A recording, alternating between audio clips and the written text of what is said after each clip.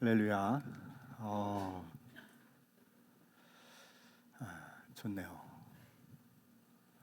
너무 좋습니다. 원래 달덩이 같은 한 사람이 오늘 안 보이는데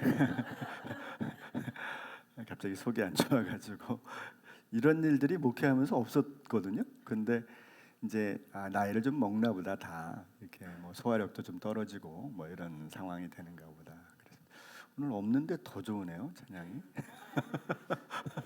저만 그렇게 느껴지나? 너무 안정적인데. 너무 감사합니다. 우리 앞뒤 분들과, 왜냐하면 제가 왜 이렇게 계속 인사를 시키냐면요, 우리 성도님들이 예배를 시작할 때는 여기 절반도 안 오세요. 그런데 이제 제가 설교할 때 되면 꽉 차 계세요. 그래서 되게 신기해요. 그래서 계속 인사를 앞뒤 분들과 돌아보면 계시고 돌아보면 계시고 이렇게 되는 겁니다. 우리 앞뒤 분들과 한번 인사 나누시죠. 잘 오셨습니다. 참 잘 오셨습니다. 네.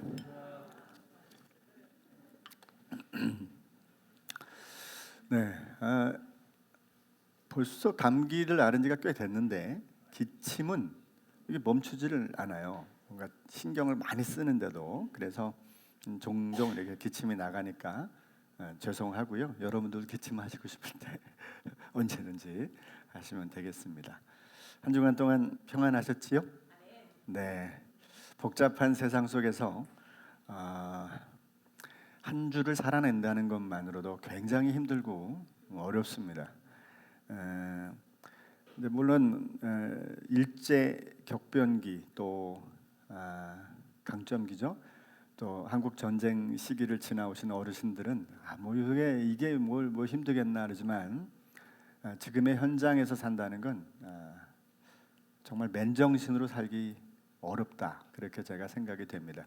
그만큼 치열하고 그만큼 마음을 강하고 담대하게 먹지 않으면 안 되는 시대를 우리가 살고 있는데, 이런 시대에 우리가 처했다라고 하는 것은 오히려 이런 시대일수록 신앙의 진가가 무엇인지를 드러낼 수 있는 기회다라고 저는 생각을 합니다. 여러분, 명품 가방인지 가짜 가방인지를 어떻게 안다고요? 비가 와봐야 아는 거죠. 품 안에 집어넣으면 명품이고 머리 위에 비를 피하면 가품이라는 그런 얘기가 있잖아요. 그러니까 힘들고 어려운 환경이 찾아와 봐야 믿음의 사람들에게서의 그의 얼굴이 빛이 나고 또 이 땅에서 사는 삶의 해답들을 보여주는, 해답으로 살아가는 삶이 되는 거죠. 어떤 영화의 대사 같았어요. 때로는 우리가 메시지보다 메신저로서의 삶이 더 필요할 때가 있다. 그건 뭐냐면 우리가 무엇인가를 전하는 것으로 세상이 바뀌고 변화되는 게 아니라 그렇게 얘기하는 사람으로서 실제로 그런 삶을 살아내는 것이 훨씬 세상에 좋은 결과들을 만들어내는, 또 우리의 공동체 안에 훨씬 더 복음적인 삶을 만들어내는 기초가 될 수 있다라고 하는 것입니다. 오늘 이 말씀과 더불어 오늘 본문 요한 2서 1장 전체 내용을 가지고 다음 세대의 비전이라는 제목으로 잠시 은혜를 나누고자 합니다. 말씀드린 대로 오늘의 주제는 다음 세대에 관한 신앙인의 태도가 어떠해야 되는가를 잠시 생각해 보고자 합니다. 요한 2서는 요한 사도가 자신의 공동체에 속한 여인들과 자녀들에게 편지한 내용입니다. 이것에 대한 논의도 많이 일어났어요. 여러 사람이 아닌 한 사람에게 보냈을 것이다. 그러나 한 사람에게만 보냈다기보다는 그 전체적인 내용을 볼 때 요한 공동체에 속한 여인들, 그리고 그들의 손에 의해서 성장해가는 자녀들을 위한 편지가 맞다라고 하는 것이 이제 대부분의 성경 추석학자들의 동의가 있었기 때문에 저도 그렇게 동의하고 있습니다. 어쨌든 요한도 그렇게 대상을 명확히 설정하고 있고요. 부녀들과 자녀들 이렇게 설정하고 있고요. 성경 신학적으로 볼 때도 오롯이죠. 오롯이 이 부녀들과 자녀들을 목표로 기록한 말씀이라고 하는 관점을 볼 때 이것은 여성들과 다음 세대의 주역들인 우리 자녀들에게 꼭 필요한 말씀이고 또 그들에 대한 사랑과 기대를 담고 있다고 생각이 됩니다. 오늘날에 비추어 보면 그래서 엄청나게 중요한 거죠. 왜냐하면 지금 한국 사회가 처한, 그리고 특별히 한국 교회가 처한 어떤 입장들이 비슷하거든요. 뭐냐면 다음 세대가 없다는 것입니다. 다음 세대가. 자녀들이 없으니까 점점 대학도 줄어들고 있고, 또 그들이 지금 부양해야 될 사람들이 너무 많은 거예요. 어린아이가 태어나면 기쁘고 행복하지만 그 아이의 어깨에는 약 10명의, 그리고 그 이상의 어르신들을 그 아이가 먹여 살리지 않으면 안 되는 상황에 놓여져 있거든요. 이게 얼마나 힘들고 어려운 일이겠습니까? 교회도 마찬가지입니다. 교회도 사람 숫자가 줄 뿐만 아니라 특별히 다음 세대가 현격하게 줄어가고 있습니다. 그것은 단지 아이들이 없기 때문만이 아니라 아이들이 믿음을 떠나고 있고, 믿음을 돌이켜 다시 교회 안으로 들어오기가 굉장히 어려운 시대를 가지고 있다는 겁니다. 그러니까 여러분, 여기 어쨌든 교회를 출석하는 청소년들이나 청년들을 보시면 아주 귀하게 소가 닭 보듯이 봐야 됩니다. 네. 잘하냐고 칭찬해주고 잘하냐고 반가워하는 것으로 끝내셔야 됩니다. 그만큼 이 아이들은 굉장히 힘겨운 이 모든 과정을 극복하고 교회에 나온 것이기 때문에 그렇습니다. 어떤 이 엄청나게 중요한 말씀이 오늘 1, 2, 3절의 축복이 그대로 우리 가운데 임하기를 소망하는 마음으로 본문을 나누겠습니다. 1절부터 3절까지 우리 한번, 오늘 본문이지만 한 번 더 읽겠습니다. 시작. 장로인 나는 택하심을 받은 부녀와 그의 자녀들에게 편지하노니 내가 참으로 사랑하는 자요 나뿐 아니라 진리를 아는 모든 자도 그리하는 것은 우리 안에 거하여 영원히 우리와 함께할 진리로 말미암음이로다. 하나가 더 넘어가면 좋겠는데요. 3절 시작. 은혜와 긍휼과 평강이 하나님 아버지와 아버지의 아들 예수 그리스도께로부터 진리와 사랑 가운데서 우리와 함께 있으리라. 아멘. 은혜와 긍휼과 평강이 이곳에 계신 모든 여성분들과 남자분들도 다 포함되지만 그들의 자녀분들에게 가득하기를 소망하는 마음이 요한 사도에게 있었고 또 우리에게도 그 마음이 있을 줄로 압니다. 첫 번째로 우리가 볼 것은 이제 요한의 칭찬과 격려의 말씀입니다. 요한은 먼저 부녀들이 자녀들을 잘 세우고 있다라고 칭찬하고 있어요.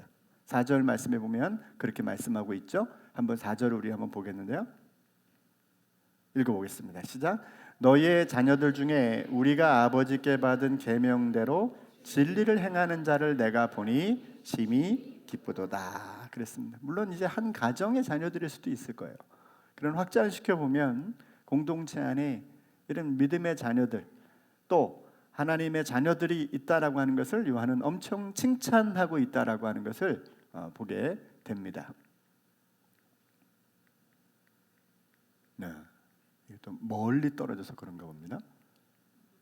네, 여기 본문에 보면 이 표현이 뭐냐면 진리 안에서 살아가는 자녀들이다, 이런 뜻이에요. 그러니까 자녀들 중에 말씀 안에서 진리 안에서 살아가고 있다라고 하는 것이 요한에게 참으로 기쁨이다라고 그렇게 칭찬을 하고 있는 거죠.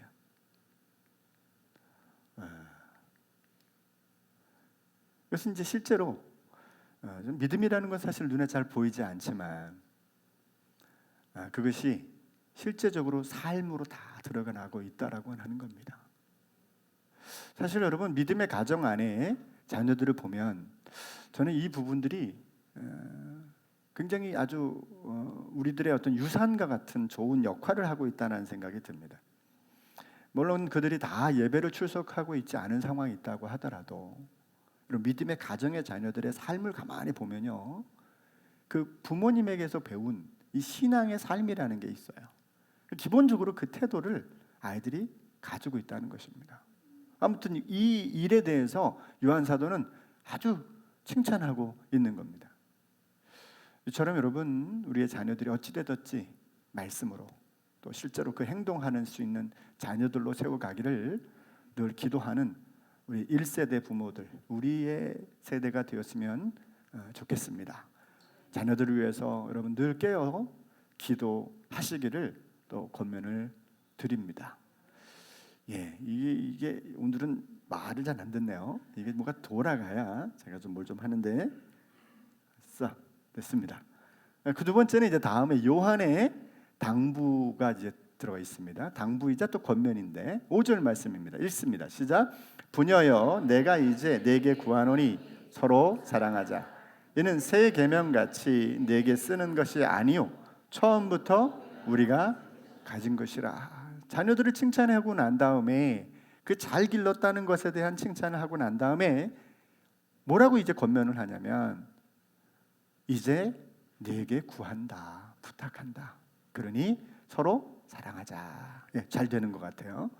예. 그러니까 여러분 사실 생각해 보세요. 그 자녀들이 잘 됐다는 건 어디로부터 기인했을까를 생각해 보면, 우선 이 부녀들, 이 여인들이 자녀들을 잘 키운 거죠. 이 어머니들이 잘 키운 겁니다. 아이들에게 어떻게 사랑을 충분히 베풀었을 거예요. 그런데 여러분, 이 자녀들을 잘 세우는 사랑을 베푸는 것과 그렇게 해서 키우는 것과 공동체 안에서 서로 사랑하는 건 다르다는 겁니다. 우리가 자녀를 잘 사랑하고 잘 키웠다, 그것이 공동체의 사랑과 전혀 여러분 무관합니다. 여러분, 유전자 법칙 중에 이 이타적 이기주의라는 것이 있어요. 이게 뭐냐면 소위 종족 보존의 원리인 거죠. 내가 부모가 자기 자녀를 사랑하는 것, 이게 유전자 법칙에서는 이타적 이기주의라고 표현합니다. 할아버지, 할머니가 손주들을 사랑하는 것, 당연한 것이고, 그것은 어쩌면 자신이 살아갈 수 있는 길을 그렇게 열어가는 길일 수 있다는 거예요. 진짜 사랑은 뭐냐면 나와 상관이 없는 사람들에게 사랑을 베푸는 거죠. 여러분, 내가 내 자녀만 사랑하는 데서 오는 게 뭐예요? 치맛바람인 거예요. 거기서 왕따가 나오는 거고, 거기서 사회적 위기들이 만들어지는 거 아닙니까? 그러니까 진짜 교회의 모습은 내가 내 자녀를 믿음으로 잘 키웠어, 그걸로 끝나는 게 아니라 우리가 전혀 나와 그렇게 깊은 관계를 가지고 있지 않은 사람에게도조차 사랑할 수 있는 단계로 한 단계 한 단계 나아가야 된다라고 하는 것입니다. 지금 요한 사도는 그것을 권면하고 있는 것입니다. 그렇다면 어떤 의미가 되죠? 팩트가 두 가지가 나오죠. 하나는 요한의 공동체 안에는 믿음으로 잘 자란 다음 세대들이 세워지고 있다. 두 번째는 뭡니까? 여전히 그 공동체 안에 사랑이 필요하고 있다. 어쩌면 자녀들이 잘 세워지는 만큼 온전한 사랑으로 그 공동체가 세워져 있지 못하다는 증거일 수도 있다는 것이죠. 여러분, 진정한 사랑은 어떻게 만들어지느냐? 그것은 누군가를 향해서 어떤 윤리적인 삶의 태도를 가져가는 게 아니라 하나님의 계명을 따를 때 가능한 것입니다. 네, 이제 잘 되고 있는 것 같습니다. 뭔가요? 감사합니다. 네, 요한이서 1장 6절을 한번 다 같이 읽겠습니다. 시작. 또 사랑은 이것이니 우리가 그 계명을 따라 행하는 것이요, 계명은 이것이니 너희가 처음부터 들은 바와 같이 그 가운데서 행하라 하심이라. 아멘. 사랑은 뭐예요? 사랑은 이것이니 우리가 그 계명을 따라 행하는 겁니다. 그러니까 우리가 잘하는 사람에게 잘하는 건 뭐예요? 네, 이타적 이기주의, 유전자 법칙대로 사는 겁니다. 나에게 행하는 만큼, 나에게 받는 만큼, 네? 내가 그만큼 하는 것은 당연히 우리가 유전자 법칙을 따라가는 원리일 뿐이에요. 그런데 성경이 말하는 진짜 사랑은 뭐다? 우리가 그 계명을 따라 행하는 것이다. 그게 바로 진정한 사랑이라는 거죠. 이 부녀들에게 지금 그것을 권면하고 있는 겁니다. 여러분, 말씀대로, 성경대로 내가 그 말씀대로 내 마음에 따라가기를 힘쓰는 것만이 바로 사랑으로 가는 길이라고 하는 사실입니다. 타임즈 보도에 따르면 여러분, 부모들 768명을 대상으로 조사를 했는데 그 중에서 아버지의 70%와 어머니의 65%가 편애를 하고 있다는 거예요. 조사 결과가 그렇습니다. 그러니까 부모가, 이게 불편한 진실이죠. 모든 자녀를 똑같이 사랑하지 않다는 거예요. 특별히 아버지는 70%가 편애한대. 어머니는 그나마 65% 편애하는데 타인지 편집자의 말에 따르면 여러분 95%에게 편애하는 자녀가 있다는 거예요. 재밌는 얘기죠.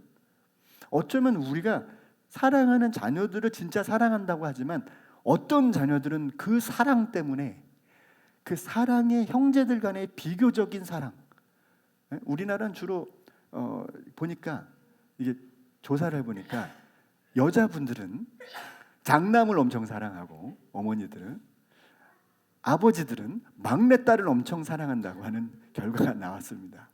그러니까 여러분, 어떤 집안의 막내딸과 장손이 아닌 한 약간의 상처들이 성장하면서 오히려 있지 않겠습니까? 생각해보면 진짜 사랑이라고 하는 것은 성경에 나와 있는 계명을 따르는 것이라는 거죠. 내 감정에 따르고 유전자 법칙을 따르는 게 아니라 성경의 원리를 따르는 거라는 겁니다. 자, 두 번째는 자녀 교육이 이제 방향성에 관련된 겁니다. 요한은요, 사랑을 엄청 강조했어요. 그 사랑을 왜 강조했을까를 제가 찾아보니까 한 3가지 정도 되는 것 같아요. 첫째는 하나님의 사랑이 뭔지를 알게 하는 겁니다. 하나님이 이렇게 우리를 사랑하셨다, 이러한 증거가 우리에게 있다, 이걸 알려주려고 사랑을 강조해요. 두 번째는 사랑을 하나님으로부터 받은 사람들의 삶에서 사랑이 실현될 때, 드러날 때 이 사람들이 진짜 사랑이 뭔지를 그때 깨닫게 된다는 거죠. 자기가 경험을 통해서, 자기가 그 사랑에 대한 마음을 통해서, 아, 이게 내가 안 되는구나, 나는 사랑할 수 없는 존재구나, 그런 마음들을 발견하면서 진리가 무엇인지를 더 깨닫게 되고, 아, 사랑이라고 하는 것에 한 걸음 한 걸음 나가게 된다는 겁니다. 그리고 이제 제일 중요한 3번째가 저는 여기에 있다고 봅니다. 그것이 뭐냐면 다음 세대, 혹은 우리를 통하여 믿지 않는 모든 사람들에게 하나님의 나라와 그의 의를 전하는 일에 있어서, 혹은 좀 더 확장하면 이 세상에 존재하는 모든 방식에 있어서 사랑이 가장 중요하고 필요한 원리라고 하는 것입니다. 여러분, 우리 자신도 그렇고 옆 사람도 그렇고 다 사랑이 필요하고, 우리들의 모든 삶은 그 사랑 때문에 존재할 수 있고 또 더 행복할 수 있고 더 하나님의 나라를 누릴 수 있음을 여러분 믿으시기를 바랍니다. 우리에게 그 사랑이 그래서 회복이 돼야 돼요. 사랑이 뭐라고요? 하나님의 계명을 따르고 그 말씀을 따라가는 것입니다.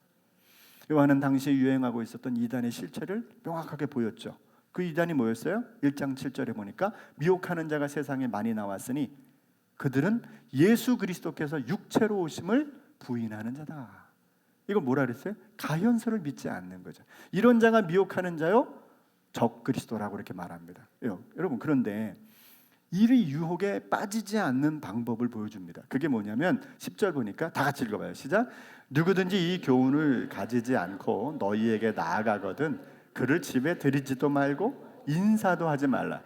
그에게 인사하는 자는 그 악한 일에 참여하는, 아예 상종을 하지 말라. 이단하고. 이게 그러니까 그러면 이게 무슨 말일까 생각하지만 좀 단순하게 생각하면 됩니다. 당시에 어떤 사람들의 어떤 교육 수준이나 이런 어떤 그 인지의 기능을 생각해 볼 땐 이건 적그리스도를 만나면 100% 넘어가는 거죠. 이런 사람들의 논리에 그만 넘어갈 수밖에 없기 때문에 아예 상종도 하지 말라고 권면한 것이 아닌가 생각이 됩니다. 자녀들은 여러분 부모의 가르침이 아닌 부모의 삶에서 신앙을 배우고 믿음을 배운다고 우리는 알고 있습니다. 그러니까 부모 중 누가 더 교육적인가는, 누가 더 복음대로 살고 있느냐가 되게 중요합니다.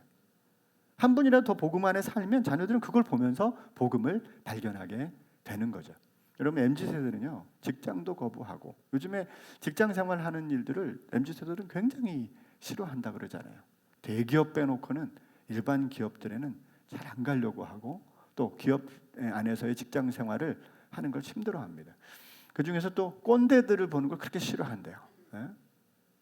그래서 이게 신종 용어 아닙니까? 사실 옛날부터 우리도 썼긴 했지만 이것이 지금 젊은 세대들한테는 아주 치가 떨리게 이게 싫다고 하는 것입니다. 근데 반대로 생각해 보면 여러분, 이게 우리가 상하 관계가 아닌 그들에게 다가서는 동료의 관계로 가고, 그리고 좀 더 확장해서 꼰대가 아니라 우리 스스로도 좀 더 배우려고 하고 또 실천하려고 하고 노력해서 나간다면 어쩌면 그들은 더 마음을 열고 우리를 만날 수 있다라고 하는 것입니다.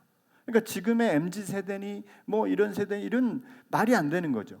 몇 년도생까지가 MZ세대고 몇 년도생까지 이렇게 정할 수가 없는 것은 이 시대가 지금 그런 것을 요구하고 있는 시대입니다. 시대가. 그래서 우리는 다음 세대에 대해서 어떻게 할 것이냐를 떠나서 우리가 무엇을 할 것인가가 먼저 중요하게 작용하는 시대를 만났습니다. 교회 출석을 강요하거나 또 믿음을 강요할 게 아니라는 거죠. 그러니까 여러분, 우리 자녀들이 교회를 안 나온다고 절대로 여러분 실망하지 마십시오. 그냥 먼저 우리 자신들이 주님을 만나는 삶을 계속 해가는 겁니다. 주님을 만나서 기뻐하는 겁니다. 근데 교회 갔다 오셔서 집에서 근심과 좌절과 절망을 하면 아이들은 애매한 거죠. 이게 제가 어렸을 때 참 재밌는 현상이 우리 집에 있었습니다. 우리 집 옆에 어떤 집사님 댁이 있는데 그 집사님하고 저는 아주 가까웠습니다. 나이가 많이 드신 한 40대가 넘었는데도 그때는 그분이 장가를 안 가셨어요. 근데 저는 그때 중학교 2학년이었는데 그 집 우리 집에 새를 들어 사셨는데 제가 학교 갔다 오면 그 집사님과 많은 대화를 나눴습니다. 30분에서 1시간까지. 근데 그 아저씨가, 그 집사님이 한 번도 내가 귀찮다는 표정 안 하고 제 얘기를 들어주는 거예요. 그럼 나랑 대화를 하는 겁니다. 제가 중학교 2학년 때 이래도 40세 어르신하고 매일 만나서 난 학교에 얘기를 하고 그분은 당신의 이야기를 하고 얼마나 이게 즐거움이 있었는지 몰라요. 그분 문지방에 앉아가지고 얘기했던 기억이 제가 있습니다. 근데 여러분, 주일말만 되면 좀 바뀌는 겁니다. 주일날만 되면 이 집사님 그 집에 여러 권사님들 집사님들이 와요. 그 제가 이게 슬쩍 지나가다 들으면 교회 막 누구 욕하고 있고 목사님 설교가 길다고 얘기하고 이런 얘기를 막 그 집에서 하더라고. 제가 어릴 때 얼마나 헷갈렸는지 아세요? 이렇게 좋은 분들이 왜 주일날만 예배 마치면 여기 새방에 다 모여가지고 오만 사람들 뒷담화하고, 난 그게 어렸을 때 도무지 이해가 안 되는 거예요. 왜 신앙인들이 저렇게 살까? 그냥 어렸을 때 생각에 그냥 제 머릿속에 난 저렇게 안 해야지 이런 생각을 제가 어렸을 때 했던 거예요. 교회 가서 목사님이 11조만 강조하고 맨날 사람들 전도만 하고 이런 얘기들이 지금도 제가 쟁쟁할 정도로 그게 제가 기억이 납니다. 여러분, 그러면요, 저는 아주 운 좋게 신앙생활 잘한 거예요. 아주 우리 부모님 때문에 그대로 신앙생활 붙들고 있었던 거죠. 사실은 그게 너무 많았어요. 저는 학교 다닐 때 교회가 맨날 싸우고 쪼개지고 막 목사님 데모하러 가고 강대상에 올라서 목사님 끌어내고 이런 게 너무 많았어요. 그때 저와 같이 있었던 친구들이 다 신앙을 떠났습니다. 저랑 같이 임원 활동하고 저랑 같이 막 봉사하고 토요일이고 일이고 없이 막 교회 가서 일해서 있었던 저희 친구들이 안 나와요 교회를. 이제 나이 드니까 지금씩 이제 하나씩 둘씩 이미 이제 교회에서 이제 역할도 하고 이제 이렇게 하고 있는데 그게 신앙을 떠나는 겁니다. 굉장히 위험한 일입니다. 그게 저는 생각해 볼수록 정말 하나님 앞에 은혜라고 생각합니다. 그걸 다 봤는데. 여러분, 그래서 우리는요, 다른 MZ 세대나 이 다른 사람들 이런 걸 할 게 아니에요. 우리가 주님을 만나는 일을 날마다 해야 돼요. 그 주님 만나는 게 뭡니까? 크리스찬들이요, 웃음을 보여다. 저는 그 사람들 만나면 얼굴이 많이 폈대요. 당연하지, 살이 쪘으니까 폈죠. 그러나 여러분, 이게 굉장히 중요합니다. 머릿속에 뭐가 어떻게 삶이 잡혀 있어도 그게 머릿속에 드러나는 게 아니에요. 왜? 그걸 능가하는 주님의 은혜가 경험되고 누려지면 그건 아무것도 아닌 거예요. 그 이유가 있습니다. 좀 생각해 보죠. 요한이 가연서를 가연서를 거부한 사람들, 그러니까 주님의 몸이 가짜야, 이건 그냥 환영이야, 이렇게 주장한 것들을 이렇게 이건 이단이라고 완전히 규정한 이유는 뭐냐면, 그 사람들은 주로 뭘 할까요? 예수님의 몸이 진짜 육체적인 몸이 아니니까 예수님의 삶은 하나도 중요한 게 아니야. 다만 이제 뭐가 중요해요? 뭔가 예수님이 벌이는 영적인 어떤 능력들이 중요한 거예요. 그러니까 신앙생활도 다 뭐만 해요? 능력 받고 은사 받고 예언하고 이상하게 병 고치고 이런 것만 초점이 있는 거지. 근데 신앙의 절반은 뭡니까? 왜 그런 일이 일어나요? 왜 나를 부활시켜 주시고, 왜 나를 거듭나게 하시고, 왜 나에게 은혜를 베푸시고 은사를 주셨냐는 거지. 우리가 이 땅에 살면서 하나님이 얼마나 대단하신 분임을 나를 통해서 보이는 거잖아요. 그걸 잘해서가 아니라 못하죠. 못할 때도 많죠. 그럼에도 불구하고 주님 때문에 우리가 이 소망을 갖고 있다라고 하는 증거를 우리가 보여주는 겁니다. 그러므로 여러분, 지금 시대에 정말 이건 중요하다고 봅니다. 복음이 더 이상 사람들에게 전달 안 될 것 같아. 그렇지 않아요. 오히려 지금이 더 적기입니다. 그렇게 사는 삶을 살아내는 게 중요해요. 그러니까 제가 예전에도 그랬잖아요. 여러분, 집에 가셔서 자녀들하고 얘기할 때 야야 우리 목사님 대단한 분이야, 이런 소리 절대 하면 안 됩니다. 걔네들하고 나하고, 여러분 걔네들 신앙 다 떠납니다. 네? 여러분 우리 교회는 뭐 자랑할 게 특별히 많지 없잖아요. 우리 교회 갔더니 뭐 성가대가 너무 잘해, 이런 소리 하지 마세요. 여러분 주님 만나는 얘기를 하세요. 야, 나 아들아, 내가 요새 너무 힘든데 주님이 내 안에 오셔서 난 이 어려움을 내가 이기고 있다. 그럼 아이들도 알잖아. 우리 집이 요새 얼만큼 어떤 형편인지. 근데 엄마가 기쁘게 살아. 그것 때문에 두렵지 않게 살아. 그것 때문에 감사가 넘치고 있어. 그것 때문에 자기를 힘들게 하지 않아. 근데 어렸을 때 보니까 엄마 아빠가 둘이 관계가 불편한 나를 잡더라고. 그렇죠? 늘 그랬다는 게 아니라 한 예를 드는 겁니다. 여러분, 우리가 세상의 환경이 어렵고 힘들어도 주님으로부터 오는 통로가 있어요. 열려 있어야 돼요. 활짝 열려 있어야 됩니다. 오늘날의 청년들은요, 이미 비교와 경쟁, 두려움들이 가득합니다. 여러분, 우리나라 10대, 20대, 30대가 죽는 1위가 뭔지 아시죠? 자살입니다. 자살. 30대의 약 40%가 자살이에요. 얼마나 심각한 거예요. 왜 죽냐? 그러면 돈 때문에 죽어요. 돈이 없어서. 20대는 왜 죽냐? 뭐 한 24점 몇 %인데 왜 죽냐? 외로워서. 근데 결국 그게 뭐예요? 돈이 없어서 외로운 거예요. 네? 이게 뭔가 다 고리가 다 있잖아요. 결국 세상 환경 안에 이렇게 어마어마한 젊은이들이 다 죽어가고 있는 시대를 우리가 살고 있잖아요. 그들에게 예수 믿으세요가 통할까요? 안 통해요. 저는 안 통한다고 봅니다. 예수 믿는 게 뭔지를 보여줘야죠. 지금은요, 여러분 이렇게 인터넷 기사 올라가고 뭐 가면 또 제품을 쇼핑몰에서 사면 뭐가 올라옵니까? 후기가 올라. 후기가. 사람들은 뭘 보고 사냐? 저 집이 좋냐, 맛있냐, 안 맛있냐는 후기를 봅니다. 후기를 보면 쫙 거기에 갔더니 뭐 주인이 친절하고, 알바생이 예쁘고 이런 게 이렇게 있어요. 그런 걸 보고 아이들은 가는데 그게 뭐죠? 후기가 누군가의 경험에서 나오는 간증인 거고 팩트인 거예요. 이론이 아니잖아요. 그죠? 그러면은 생각해 볼 땐 지금 우리의 자녀들이 야, 우리 교회가 좋고 뭐가 좋고가 아니라 본질인 거지. 예수님이 어저께 나한테 이걸 깨닫게 해줬단다. 그러면서 뭘 깨닫은 게 뭐죠? 너 가능성 있대, 하나님이. 여러분 이런 얘기가 나올 수 있잖아요. 여러분 주님 앞에 기도해 보세요. 걔는 가능성이 없단다. 응답을 한 번도 그렇게 안 줘요. 그런 응답 받으신 분 계십니까? 내 자녀를 위해서 막 기도하는데 너는 걔 싹부터 잘라라, 걔는 희망이 없어, 이런 적 있습니까? 절대 안 그래요. 기도해 보시면 그 영혼에 대한 하나님의 기대가 느껴져요. 하나님이 그를 향해서 내 아들이다, 내 딸이다, 내가 키울 거다, 뭐 이러신다고. 아멘이 이렇게 없습니까? 기도해 보세요. 희망이 하나님으로부터 옵니다. 그러면 여러분 우리가 기도하면서 그 아이들 위해서 그렇게 내가 어저께 기도했는데, 엄마가 오늘 기도했는데, 아빠가 오늘 기도했는데, 야, 너 길이 열린다더라.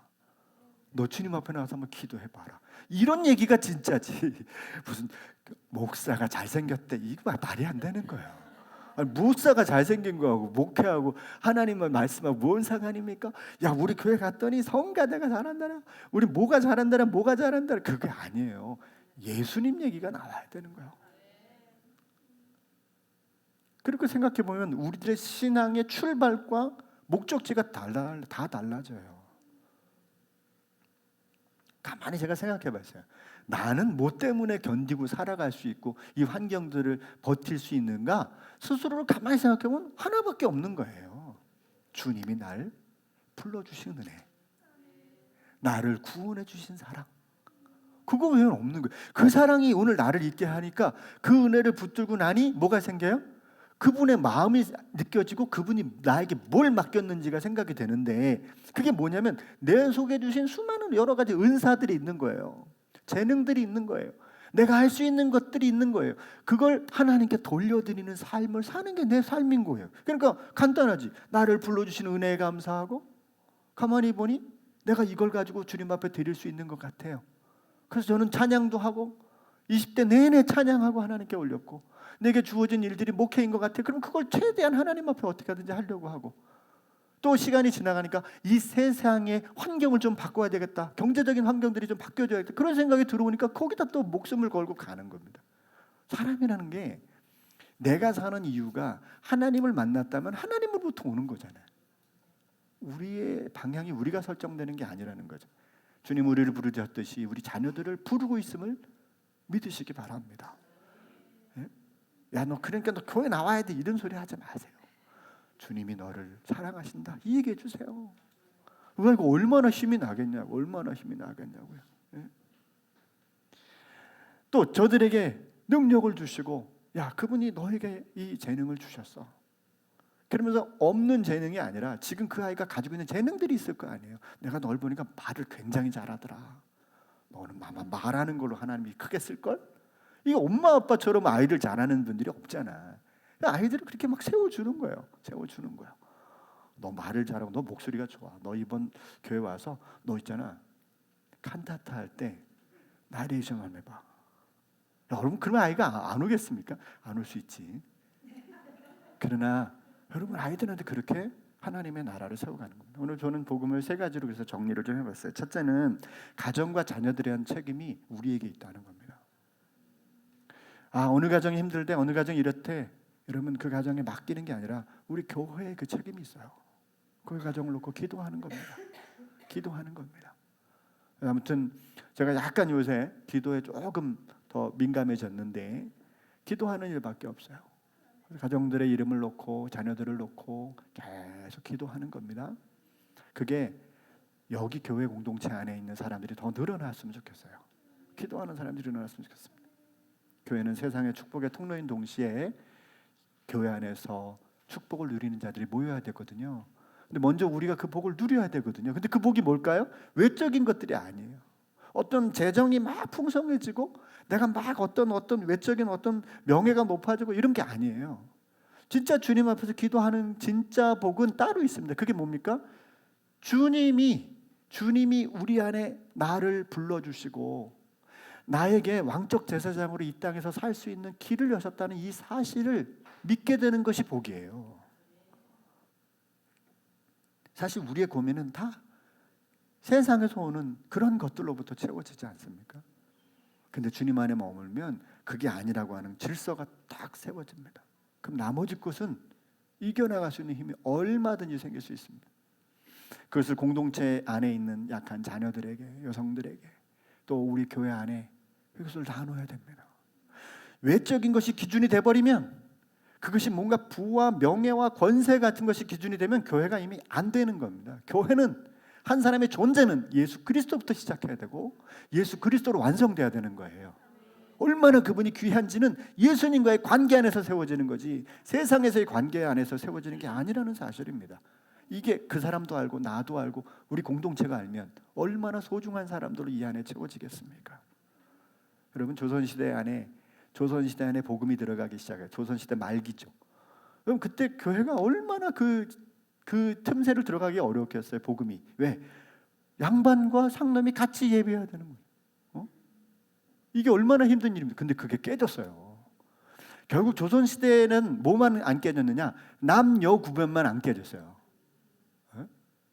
여러분, 요새 조선시대 나오는 드라마 있잖아요. 뭐 서방님 이렇게 나오는 거 있잖아요. 그거 다 거짓말이잖아요. 그럴 수 없어요. 우리는 예배당조차도 기역자 예배당이었어요.